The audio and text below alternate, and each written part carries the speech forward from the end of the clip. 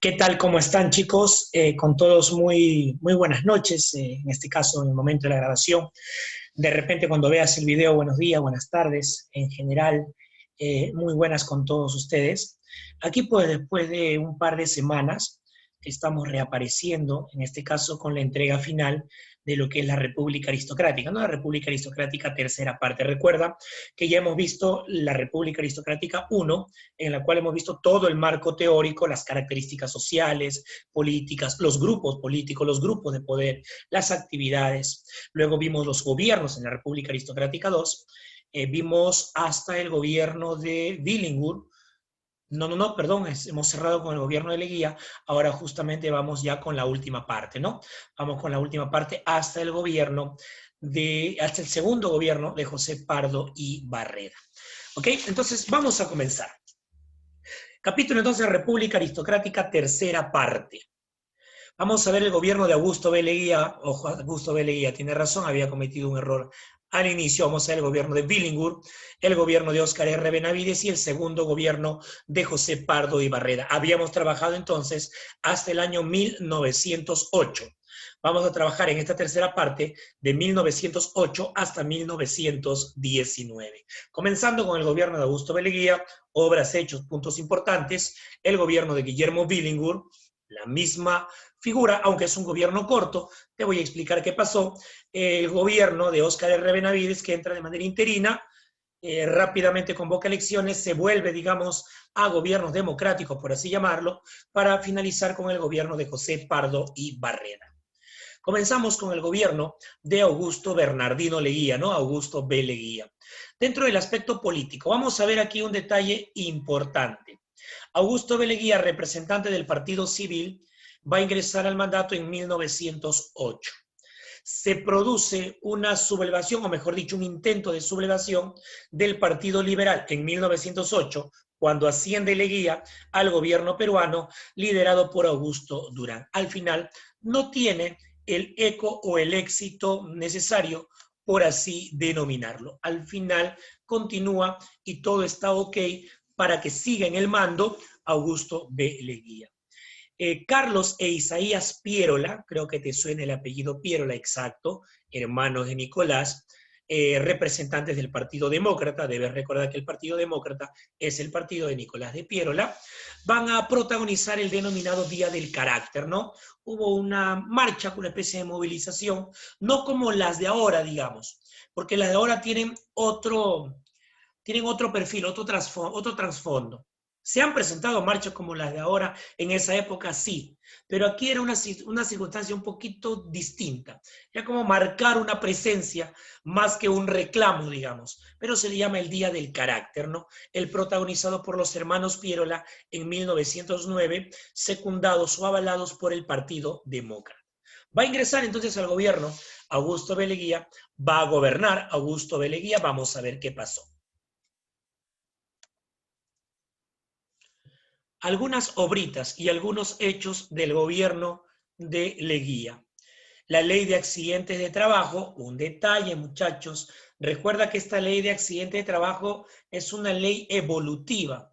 En un momento, de repente una remuneración, en un momento incluso el pago de parte del empleador para la recuperación, en un momento tal vez los días de descanso y pagarle todos esos días de descanso mientras se recupera. Entonces, es evolutiva la ley. Por eso tú vas a encontrar ley de accidente de trabajo en 2, 3 gobiernos de la República Aristocrática. Y no quiere decir que cada uno promulga o cambia la ley. Bueno, la cambia sí, la mejora. Va mejorando, va evolucionando. 1911, una primera gran huelga de los trabajadores de los textileros bitartinos, de Tejidos Bitarte. Sindicato de Trabajadores de Tejidos de Bitarte, 1911, donde al parecer tenemos una imagen, estaría el joven José Carlos Mariate. Es una imagen que he recogido de las redes del internet y pareciera Mariate, ¿no? La verdad que me dio mucha curiosidad, por eso es que seleccionamos esa imagen. La huelga en el Valle de Chicama, allá en la costa norte, ahorita donde están los problemas, Chicama, en la zona de Virú, En la zona de Chao, no ha visto los problemas que hay en este momento en el norte. Situación similar que se presenta en 1912. Un detalle, de repente si tú ves el video de acá 2, 3, 4 años, no entiendas cuando digo los problemas de hoy. Lo que pasa es que estamos viviendo una coyuntura que hay unos bloqueos en la Panamericana Norte y Panamericana Sur. Y justo en la Panamericana Norte, en la zona de la Libertad. Y hace referencia también al Valle de Chicama, por eso menciono. Una aclaración por, si ves el video, tal vez, no sé, en un año, en 2 años, en 3 años estamos nosotros hoy en diciembre de 2020. Avanzamos. ¿Qué más tenemos? Por ejemplo, la huelga de motoristas y conductores en 1912. Quiero que te des cuenta de algo. Que en ese gobierno, por ejemplo, hay huelga, hay huelga, hay huelga. O sea, no es un gobierno muy, o no le tocó, mejor dicho, para no indicar o culpar al gobierno, no le tocó vivir con una tranquilidad social. Es una época de mucha agitación. Hay mucha agitación social. Y mira, eso marca un conflicto interno. Y Augusto B. Leguía no solamente tiene un conflicto interno, también tiene conflictos externos. En este gobierno, en el gobierno de Leguía de 1908 a 1912, te comento, el Perú sufre la peor crisis limítrofe de toda su historia. Tuvimos problemas con Ecuador, con Colombia, con Brasil, con Bolivia y con Chile. Tigre, tuvimos problemas con todos los, exacto, tuvimos problemas con todos los países con los que limitaban. Y su gobierno logra solucionar con 2 países, con Brasil y con Bolivia, en este primer gobierno de Leguía. En el oncenio, que es el segundo gobierno de Leguía, logra solucionar con otros 2 países, con Colombia y con Chile. ¿Cuál es la conclusión, Tigrecito? Tú que me estás escuchando, dato de examen. Te puede preguntar la universidad, por ejemplo, ¿cuál es el único país cuyo tratado de carácter limítrofe no se firmó en algún gobierno de Leguía? ¿Cuál va a ser tu respuesta? Tu respuesta va a ser con Ecuador, que es el Protocolo de Paz, Amistad y Límites de Río de Janeiro, que todavía se va a promulgar en 1942 en el gobierno de Manuel Prado Ugarteche. Los otros 4, Colombia, Brasil, Bolivia y Chile, se han firmado en algún gobierno de Augusto B. Leguía. Brasil-Bolivia, primer gobierno. Colombia-Chile, segundo gobierno, el oncenio. No te olvides. Vamos a ver de todas maneras, tratado por tratado, no te preocupes, en cada uno de los gobiernos. ¿Qué más tenemos, por ejemplo? Tenemos la creación de la Asociación Proindígena. Esto es importante. Poco a poco los indígenas van tomando una posición dentro de la sociedad, tanto así que en la Constitución de 1920 se reconocen las comunidades indígenas. Personaje, digamos, que destaca en esta promotoría de esta asociación proindígena, Pedro Zulem, por ejemplo, y Dora Mayer. Avanzamos. Tenemos en 1911, en julio de 1911, Hiram Bingham, que va a anunciar el descubrimiento de Machu Picchu. Tigrecito, un detalle interesante, por si acaso, quiero, tú que me estás escuchando en este momento, mira, la fotografía que tengo ahí, ok, eso es Machu Picchu. Por si acaso, Machu Picchu es todo lo que está de la mitad hacia abajo. Lo que está de la mitad hacia arriba es un cerro que se llama Huayna Picchu. Te comento esto porque muchos estudiantes tienen la idea que Machu Picchu es el cerro. Yo hice un experimento, bueno, un experimento es un decir, hice una especie de encuesta y mostré la foto de Machu Picchu sin el cerro, o sea, la foto la corté y mostré solo la parte de abajo. Te sorprendería, solamente 1 de cada 4 alumnos, bueno, aunque eran chicos de primer año de secundaria, pero bueno, 1 de 4 alumnos sabía que era Machu Picchu. 3 de cada 4 no sabía. Y te cuento algo peor. Bueno, o te cuento otra cosa. Cuando puse solamente la parte de arriba, o sea, cuando puse el cerro, los 4 me dijeron Machu Picchu. En otro grupo, de la misma edad, del mismo grado. Para que te das, la gente tiene, los peruanos tenemos la idea que Machu Picchu es el cerro. El cerro no, el cerro es el Huayna Picchu, que hace referencia a montaña joven, ¿no? En una contraposición a Machu Picchu. Machu Picchu significa montaña vieja, ¿no? El cerro que se está ocultando, que se está encorvando, digamos, y imponente está el Huayna Picchu en la parte superior. Un datito de cultura general. Avanzamos, muchachos.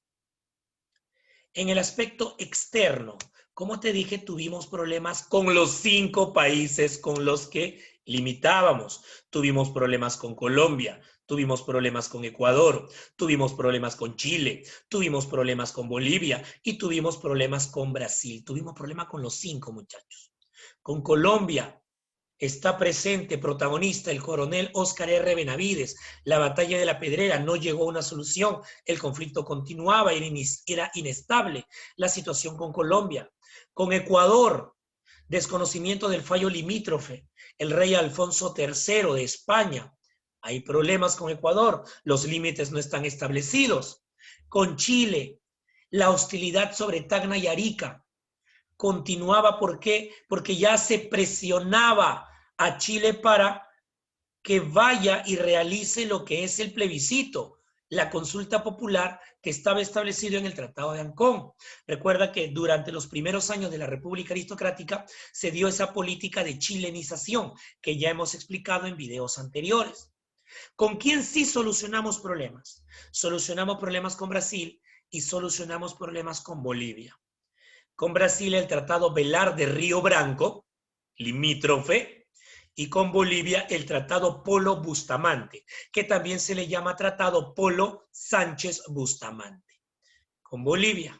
Entonces son los 2 tratados que se solucionan en este primer gobierno. Pero repito, tuvimos problemas con los 5. Y recuerda que en el segundo gobierno de Augusto B. Leguía, en el oncenio, vamos a tener que se solucionan los conflictos con Colombia y con Chile. La conclusión que te dije de los 5 tratados internacionales de carácter limítrofe que tiene el Perú, 4 se han suscrito en algún gobierno de Augusto B. Leguía. Brasil, Bolivia el primero, Colombia, Chile el segundo. El único que no es con Ecuador, que es de Prado Ugarteche. Avanzamos. Vamos ahora con el gobierno de Guillermo Billingur. Guillermo Billingur, representante del Partido Demócrata, el partido de los Pierola, va a vencer. Bueno, vamos a explicarte rápido. En la elección Billingur no tiene la mayoría necesaria para ser elegido presidente en primera vuelta, por así llamarlo. No era el término usado, pero para que me entiendas. Va a derrotar a Antero Aspíllaga, pero Billingur no obtuvo la mayoría necesaria para ser declarado presidente. Entonces el Congreso debía elegir quién iba a asumir el mando, porque la Constitución, las leyes, las normas lo mandaban de esa manera. Todo ok, no hay problema, todos tranquilos, todos felices, todo bien. Entonces, ¿qué hizo Billingur? Intensifica su campaña del pan grande. Ese era el lema de Billingur, el pan grande. Y esto por ahí le causa una presión, aunque él había ganado, ojo. No, la distancia no era mucha, pero había sido el vencedor y normalmente el Congreso siempre tenía que, al menos que se produzca algo rarísimo, siempre nombraba al que había quedado primero. No se realizaba una segunda vuelta. Por presión popular, por así llamarlo, el presidente del Perú, nombrado por el Congreso, va a ser Guillermo Billingur. Dato adicional, Billingur había sido alcalde de Lima unos años antes. Y dato curioso, desde Billingur, muchos alcaldes de Lima han intentado, después de ser alcalde de Lima, ser presidente. Y ninguno lo ha logrado. El último alcalde de Lima que logró ser presidente, Guillermo Billingur. Datazo para ti. Han pasado 110, 108 años, en el cual muchos alcaldes de Lima luego intentaron ser presidentes y no han podido. Es como una maldición política, por así llamarlo, obviamente una curiosidad. En los últimos, por ejemplo, Castañeda Locio, Ricardo Belmont, Alberto Andrade, Alfonso Barrantes, Tirecito, los alcaldes de Lima han intentado ser presidentes y no han podido. El último que lo logró, hace más de 100 años, Guillermo Billingur. Algunas obritas hechos. Importante, se dio la primera ley para la jornada laboral de 8 horas, repito, la primera ley para la jornada laboral de 8 horas, que se aplicó a los jornaleros de Muelle y Dársena del Callao allá por el año de 1913. La ley de accidente de trabajo. De nuevo, aquí ya, como te digo, va evolucionando la ley. Tengo aquí que se dio el pago de indemnizaciones a los trabajadores por accidente de trabajo. Como te digo, esta ley va evolucionando, va mejorando en favor del trabajador. ¿Qué más tenemos? La reglamentación de las huelgas. Tigrecito, es un derecho. Hoy el presidente, en este tiempo, estamos diciembre, recuerda, 2020, el presidente es Francisco Sagasti, encargado de la presidencia del Perú, mejor dicho. Si tú ves el video de repente de acá a 10 años, hoy el presidente ha dicho que es un derecho el reclamo, mientras no se transgreda los derechos de los otros por el bloqueo de las carreteras, indica que el Estado no lo puede permitir. Comentario nada más para entender lo que te estoy manifestando, porque tal vez el video lo veas de aquí a mucho tiempo. Un saludo para todos ustedes. La reglamentación entonces del derecho a huelga. Además, la situación de la sierra ya estaba muy intranquila. Teodomiro Gutiérrez en la zona de Puno, Rumimaki, es el que va allá a ver con malos ojos al abuso que cometían los capataces, o sea, los gamonales. Pero había ya un ambiente de respuesta bélica, de respuesta, pero todavía no. Había una situación por ahí inestable en la zona de la Sierra Sur. ¿Cómo termina el gobierno de Billingur? El ejecutivo, o sea, el presidente, Guillermo Billingur, versus el Congreso. ¿Te suena conocido, Tigrecito? Eso en el Perú ha sido siempre. Ha sido siempre en el Perú. Por reformas constitucionales quiere disolver el Congreso, al final el Congreso lo termina sacando. Billingur va a ser sacado de la presidencia del Perú. Se produce una sublevación militar. Óscar R. Benavides, ante la inestabilidad que se está viviendo, ya el Congreso había prácticamente sacado a Billingur y lo había sacado con una vacancia. Billingur se convierte en el segundo presidente del Perú en ser vacado por el Congreso. Aunque Billingur luego entrega el mando, ¿no? Pero bueno, al final hubo ese detalle de la vacancia. Dato adicional, Tigrecito, han sido en la historia del Perú hasta hoy, diciembre de 2020, han sido 4 presidentes los que han sido vacados. Han sido 4 presidentes los que han sido vacados. Rivagüero, Billingur, Alberto Fujimori y Martín Vizcarra. Son los 4 presidentes del Perú que han sido vacados por el Congreso. Hay una renuncia del presidente. Billingur le entrega su renuncia a Jorge Prado. Comenzaría, muchachos, un gobierno, vamos a llamarlo de transición, aunque fue reconocido, pero es de transición porque convocaría elecciones rápidamente. Comenzaría el gobierno de Óscar R. Benavides. Vamos ahora con el gobierno de Óscar R. Benavides. Como ves aquí, inicio y fin, rápido todo. Tigrecito, un detalle antes de continuar.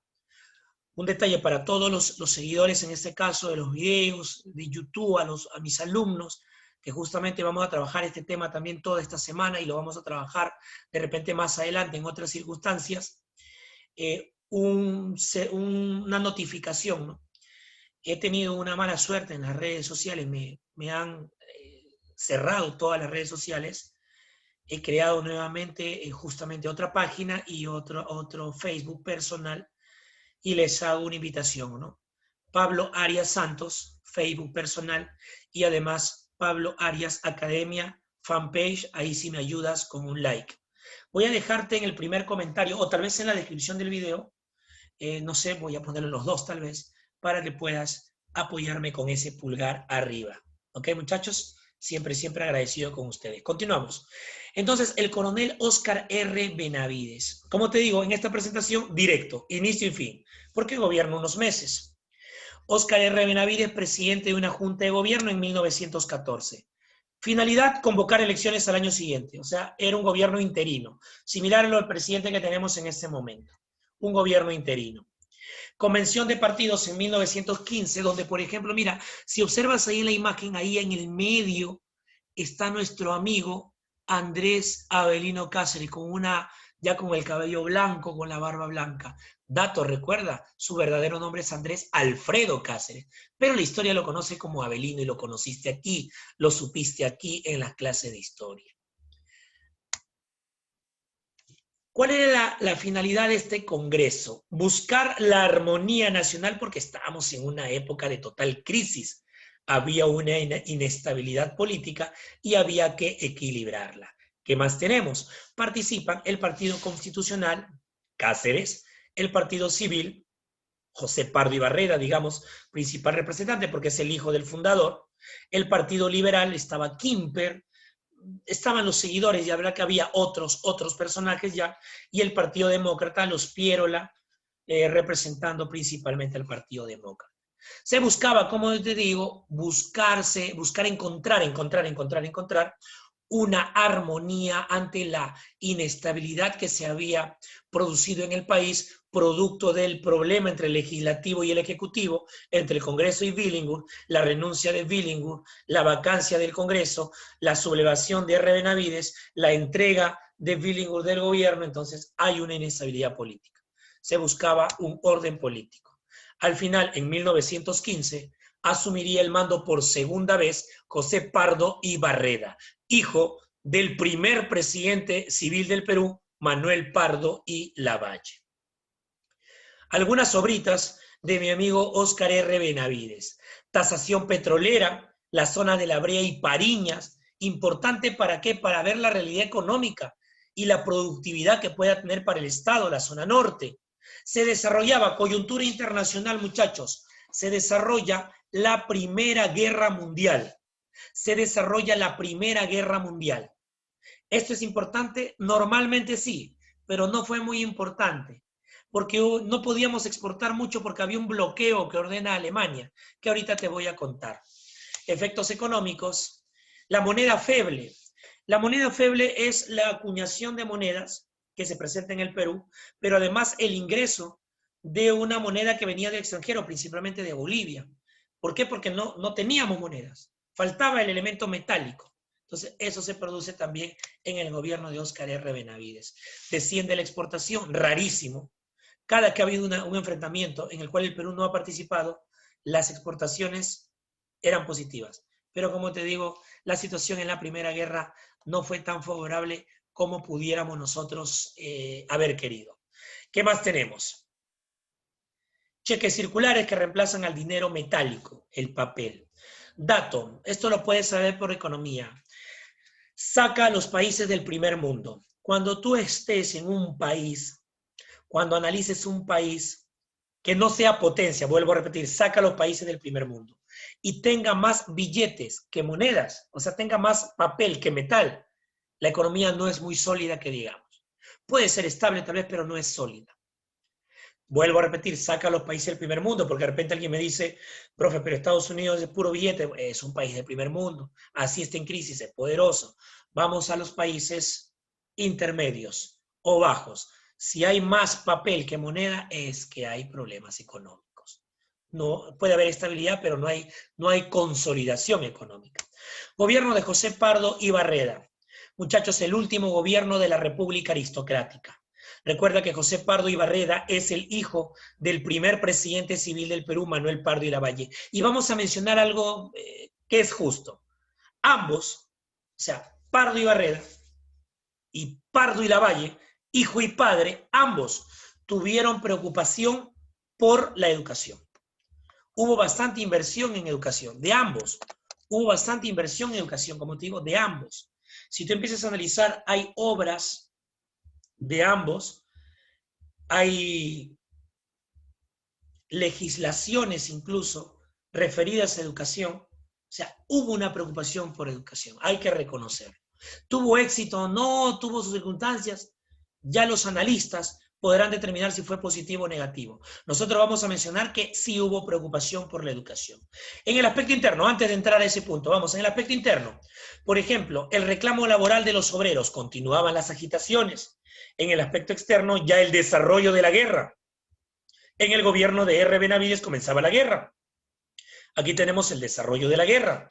Se va a dar la libertad de culto, es decir, el catolicismo sigue siendo importante, es importante, pero no, legalmente no era el idioma oficial. Hay una libertad de culto. Ahora, la rebelión de Rumimaki, mi amigo Teodomiro Gutiérrez, que ya estaba un poco fastidiado de lo que estaba pasando y se va a rebelar contra los gamonales en Puno. Recuerda que los gamonales son como los capataces, son los que van a liderar pues a grupos de campesinos, pero los van a sobreexplotar. El trabajo era complicado en el campo. Y hoy estamos viviendo una coyuntura que ha habido, que se está dando un reclamo justamente en ese rubro. El hundimiento del Orton. ¿Sabes lo que pasó? Los alemanes habían mandado un bloqueo. No había que comercializar, estaba prohibido, estamos en plena guerra. ¿Sabes cuál es el punto? El Orton sale del Callao, pero sale, o sea, en el mar, ya camino a España, es que se da el bloqueo. Entonces, esa es la excusa, o mejor dicho, la justificación de los peruanos. Hay dos versiones, ¿no? Un torpedo, un submarino acaba con el Orton. No mueren, ojo, no hay muertos. Salen, se salvan. Pero hay una versión que es la que dice la mayoría de autores, y es fácil de comprobar, esta época es de hace 100 años, o sea, fue interceptado por los alemanes y obligan a abandonar el barco, y luego el barco lo hunde. ¿Qué tenía el barco? Carga de salitre. ¿A dónde iba? Hacia España. Al Perú obviamente no le agradó, rompe relaciones con España, o sea, en otras palabras, el Perú le declaró la guerra, perdón, rompe relaciones con Alemania. En otras palabras, el Perú le declaró la guerra a Alemania, en plena guerra, ¿no? Alemania tembló, ¿no? Obviamente estoy siendo sarcástico, ¿no? Pero bueno, el Perú rompe relaciones con Alemania en la Primera Guerra Mundial, hundimiento del Orton. El Orton tenía tripulación peruana, estaba capitaneado por un americano, Sander, si no me equivoco su apellido, Sander, que era un estadounidense, un norteamericano nacionalizado peruano, ¿no? Capitán del Orton. Política laboral, reglamenta el trabajo indígena, tigrecitos, importante, mira, son logros laborales. Ley del trabajo para mujeres y niños, no tienen el mismo régimen que un adulto varón. Las mujeres y niños pueden trabajar y hay una reglamentación para su trabajo, importante. Se da el descanso dominical. Antes se trabajaba todos los días, ahora hay un descanso dominical. Lo malo es que no te lo pagaban, pero luego viene el pago o la remuneración dominical, en la cual tú trabajas un domingo y el empleador tiene que pagarte el doble. Ahora, sale del presupuesto, el empleador te va a pagar lo mismo, no hay problema. El trabajador trabaja la mitad de la jornada, porque le van a pagar el día completo. Eso es parte de cómo ha evolucionado el trabajo dominical. Huelga petrolera en Talara en 1917. La lucha obrera, el paro general, buscando la jornada laboral de 8 horas.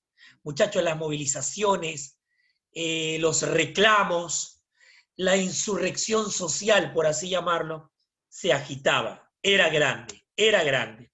Hasta que por decreto presidencial se establece la jornada laboral de 8 horas para todos los trabajadores. O sea, es la ley general para la jornada laboral de 8 horas. La ley general para la jornada laboral de 8 horas.